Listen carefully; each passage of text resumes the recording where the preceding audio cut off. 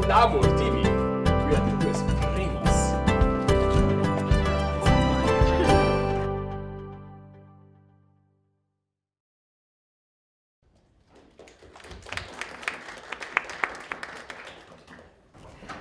I would like today to talk about some ways to introduce more variety and more diverse perspectives in the Latin classroom. And I think this could be done very well using New Latin, because the patrimony of New Latin is really so vast, so varied, so different in many ways, pertains to so many places, to so many periods, to so many populations, and also worldviews, that it can provide us with immense opportunities to discuss different things that we cannot always do if we limit ourselves only to classical Latin. So I'm just going to go over several examples that I want to propose to you today. First, let's look at the 16th century African author whose name is Wong Latino. Wong Latino was born to slaves from sub-Saharan Africa, but he became a professor of Latin at the University of Granada in Spain, and he authored 2 books, Latin epic, following the example of Virgil, which is called Austrias, and it is about the battle in 1571, the battle at Lepanto, where Don John of Austria, the legitimate son of the emperor of the Holy Roman Empire, and the brother of the Spanish king Philip II, so Don John of Austria, he defeated the Turkish forces. It was a concerted effort of the Holy Roman Empire against the Turks, which resulted in a victory. And Wong Latino writes this epic poem, Austrias. Of course, he is against the Ottoman Empire, and in the beginning he describes the Turks as barbarians, as feroces, barbary. But at the end, when the leader of the Turkish army, Basan, Ali Pasha, Basan in Latin, is decapitated, and his twin sons cry at their father's headless body, Wong Latino starts talking about the Turks as human beings. And there is some universality of what humanity means in this poem. But I want to look together at a very curious prefatory poem to this epic, which is directed to the Spanish king, who is the brother of the winner. And this is what Juan Latino, Ioannes Latinus, says. Autu rem res magna petit nascique poeta, debo erat fratri summe Filipe tuo. Unicus es victor, scriptorem queritat unum, res nova vulvatem regibus esse novum. Auribus alme tuis non hec victoria pontus, audit ic scriptor, nec fuit orbe satus. So this is a unique victory. It seeks earnestly, queritat, a unique author. And here you have the unique author in myself. I'm really not born in this world, non orbe satus, and orbis seems to stay for orbis europeus, which is very strange. He talks about his uniqueness, and he adds, Etiopum terris venit qui gesta Latinus, Austria de mira carminis arte canat, is genibus flexis orat invicte Philippe, cantator fratris postitut esse tui. Nam si nobilitant Austride, stays for Austriade, bella poetam, fenicem Austriadam quod nigerille facit. I come from Ethiopia, but I'm not an Ethiopian really, he says. I'm Latin. And why?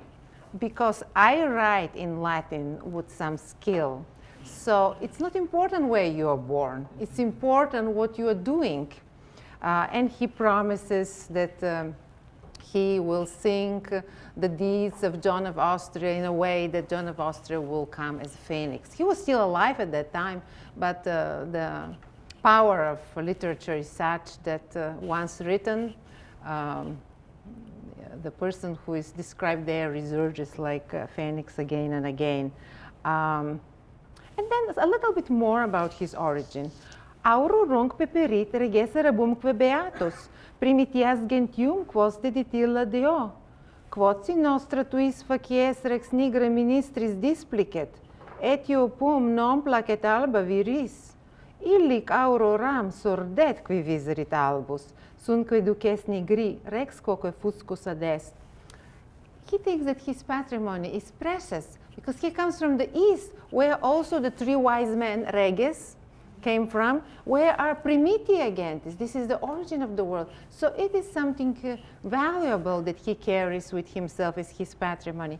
And then a word about the relativity of what seems good and what bad. Maybe it's rare that I'm dark here in your court. Maybe some of your courtiers will think that I don't look well. Well, if he goes to my place, he may seem paltry, sordid. We visited albus. So it doesn't matter. There is certain relativity. But he argues for universal acceptance of everybody, saying, Filius ecclesiae vives Auguste Philippe, si pateant cunctis ad pia vota fores, nec rerums dominus qui non admiserit omnes, gentem nec excludat regia forte meam. You will be a son of this church if you accept everybody. The Lord accepted everybody, so your palace should not reject anybody else. So in the 16th century, we have this author who argues that the origin is not of utmost importance, however precious it may be.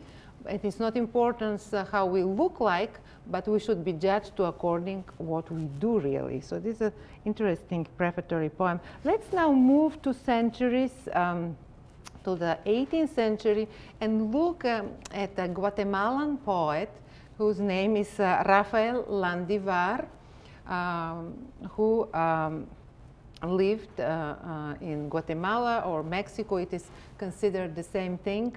In the 18th century, his father was a Spaniard who moved from Spain. His mother was what was called Criolla. She was of Spanish origin, but she was native born. Landivar studied, became Jesuit, taught in Guatemala, and then in 1767 he was expelled with the Company of Jesus. When the Company of Jesus was expelled from Middle America and South America, he was expelled to Italy, and he became kind of a double exile, duplex exile, double exile, because he, as a Jesuit, he was expelled from his fatherland, but also he's not European as most of the other Jesuits. He was American, so when in Italy, this was not his place either. And he writes descriptive poem named Rusticatio Mexicana, Scenes from Mexican Country Life. First in 10 books, then he publishes it in 15 books in Italy in 1782. And it is in which it is a poem in which he, with a lot of sweetness, maybe sadness, maybe melancholy, but a lot of sweetness, he tells us about his fatherland, about the lakes, the waterfalls, cataractae, about different animals, about how beavers built their constructions. It's very much similar to the way Virgil describes the organization of the bees, about different games, about the beauty of his fatherland, and about the energy, the resourcefulness of the native people. But I want to look at something here, which is not the poem itself, and it's a prefatory poem dedicated to Guatemala City. Guatemala City was destroyed completely in 1773 when already Landivar was in Italy, when there was a huge earthquake that destroyed everything. Later, it was rebuilt, but actually the capital was moved to a different place. What we have now as a capital is in a different place. He starts with remembrance about Guatemala, saying, "Salva cara parens dulcis Guatemala, salve, delicium vitae fonse turigume, quam juvat alma tuas animo per volvere dotes, temperiem fontes compita templa la res. Iam mihi frondos os videordis cernere montes, ag virides munere veris agros." So he remembers, it describes everything, the beautiful weather, the nice buildings, compita, the streets full of people, the evergreen meadows, the leafy mountains. But very quickly, sed fallor, placida, versant ludibria mentem, illu dunque animo somnia vana meo, nam quarces magnique caput spectabile regni urs fuerat nuper, nuc lapidum cumulus. Non edes, non templa manent, non compita genti, nequa tuta petat culmina montis habet. No, stop, that's not true what I'm seeing, it's not true. Everything is a ruin, there is no city anymore. This is just a heap of stones because of the earthquake. All this beauty has disappeared. There is not even path through which the people can escape to the mountain. Everything, as if struck by the thunder of Jove, is destroyed.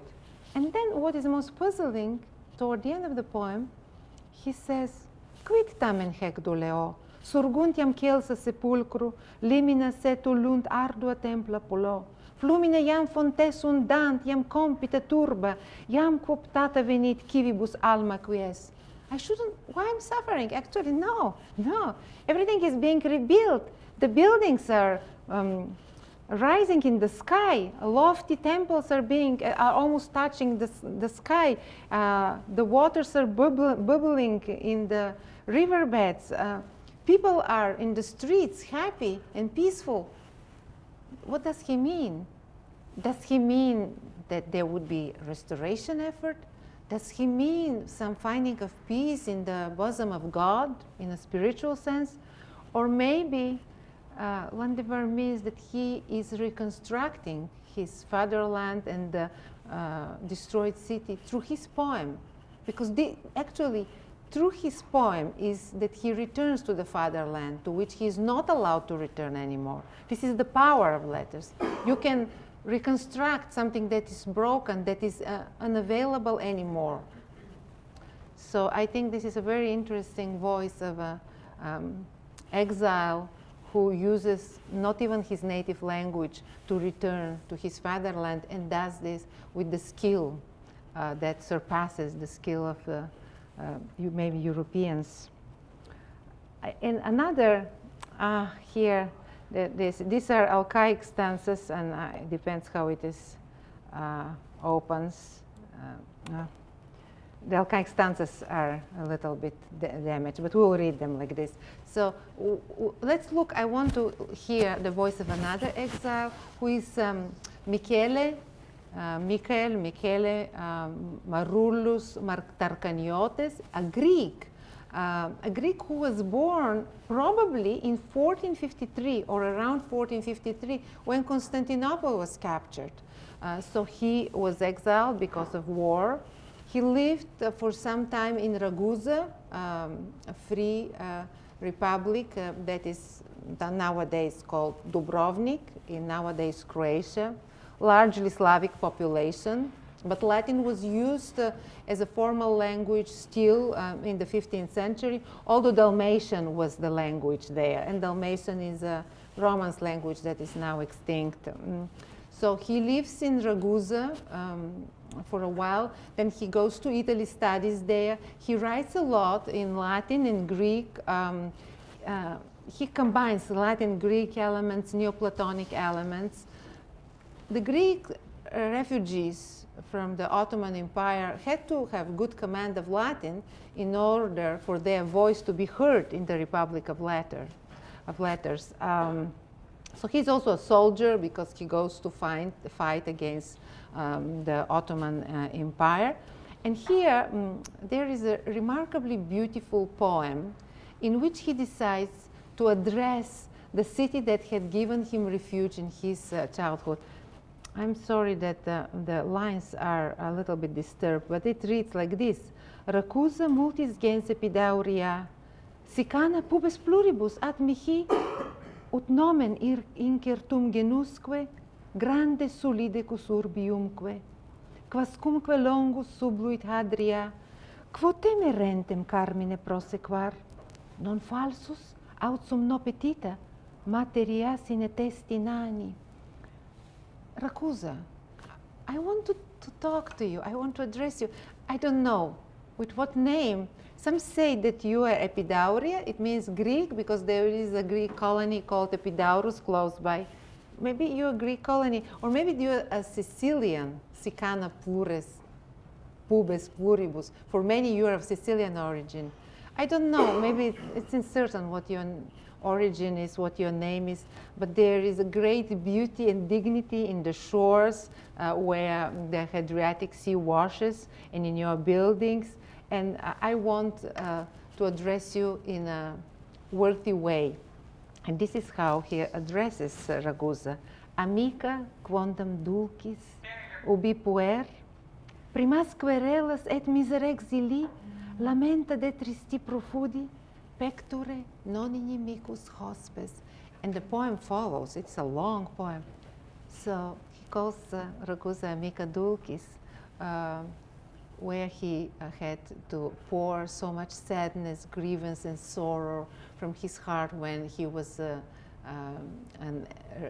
refugee. But he was a guest there, non inimicus, friendly, was accepted friendly. I thought this was an interesting voice of a migrant from the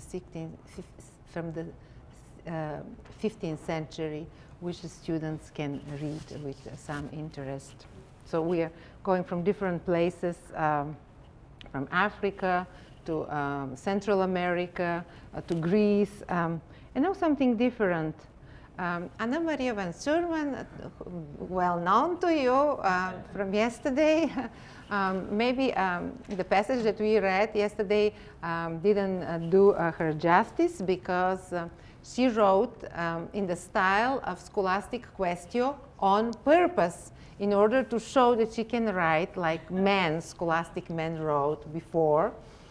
She writes quite Ciceronian. She was extremely learned. She's a German, but she lived in Utrecht in Holland, and she was a student in the university by special license, although she had to sit behind a curtain because was not allowed to appear herself. She knew 12 or 13 languages. She knew Latin and Greek and French and Arabic and Hebrew. Women were rare in the Republic of Letters. That's true. They were considered monstrum, a spectacle in the Republic of Letters. But there are some women, and here we have a voice of a woman, participant in the Republic of Letters. When she participates fully, and she chooses a topic that is of most crucial importance for humanity, whether it's allowed, ethically allowed for the humans to prolong the human life. It's of importance for us in the age of Genome Project and so on. So she writes to a doctor from Utrecht, Johan van Beverwijk, and she discusses this. This is of extreme importance. Nullam curam autscentiam quid convalere adversus eaque Deus fieri decrevit. There is certain feeling of limitations that not all the patients are being saved, but this should not hinc non sit sane sit ita sane, nec tamen hinc vel utilitatis aliquid vel existimationis decedit medicis professoribus. Nevertheless, doesn't mean that it's not useful profession of the doctor. And what are their obligations? What are their duties? Scimus enim, illorum esse officii non ut occulta Deo consilia eludere laborent, sed ut vim morbi frangent, dolores delenient, viresque naturales refocillent, etiam tum maxime, quantum mortem certui minere vident. So what are the duties of a doctor? They have to soothe the pain of the patient, and they have to revive according to the natural situation. So then she goes ahead and talks about the duty of everybody to keep their life that is given to them. This is against suicide. And there is a passage from Somnium Scipionis where Cicero says, "Pis omnibus retinendus es animus in custodia corporis, nec in iussu eius, a quo ille est datus, ex hominum vita migrandum est." The necessity to stay in our natural condition. And then Anna Maria acknowledges that pos omnem curam a medicis etiam perichissimis, some sick people in fata concedere. Even with all technology, nowadays we may add, people die.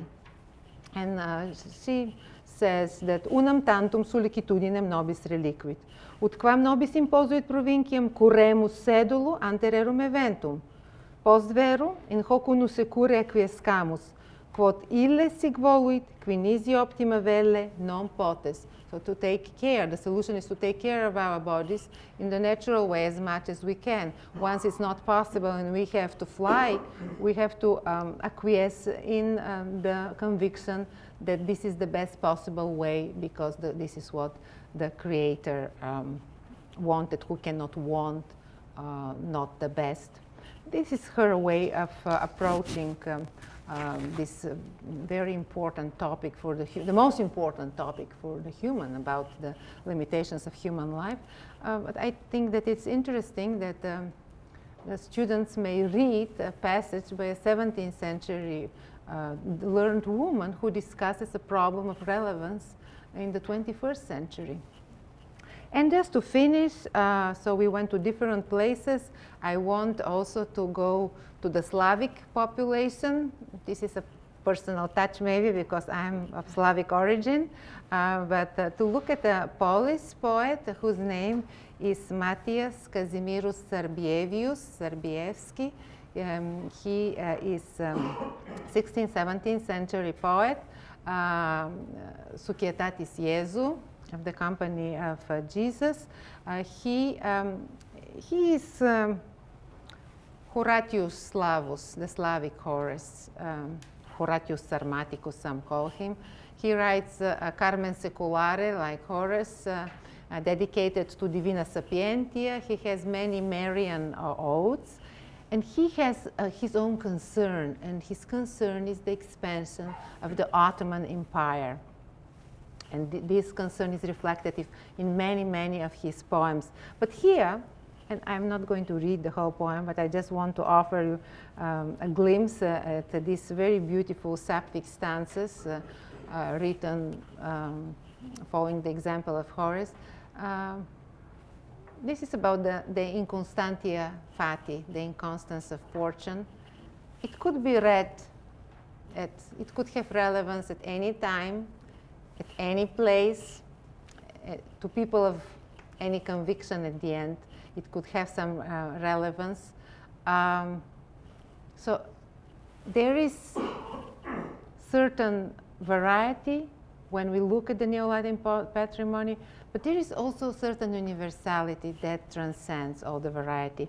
And let's just look at the first couple of stanzas. Sive temur live aura ventum, sive non planis agitabit undis, vince fortunam dubiasque nolli lude per artes. Riserit, vultum generosus aufer, fleverit, dulci referore risu, solus et sempertus esse quovis, disce tumultum. Doesn't matter whether you sail with a propitious wind or there is a rough storm. Vince fortunam, you have to overcome fortunes. And you have to play the game, dubius per artes lude. You have to play her game through a doubtful arts of fortune. Reason it, maybe she will smile at you. Superior to the smile, turn your head the other way. If she cries, look at her with a smile. Learn to be your own man in any trouble. Some universality here. Thank you very much for looking at these examples together with me.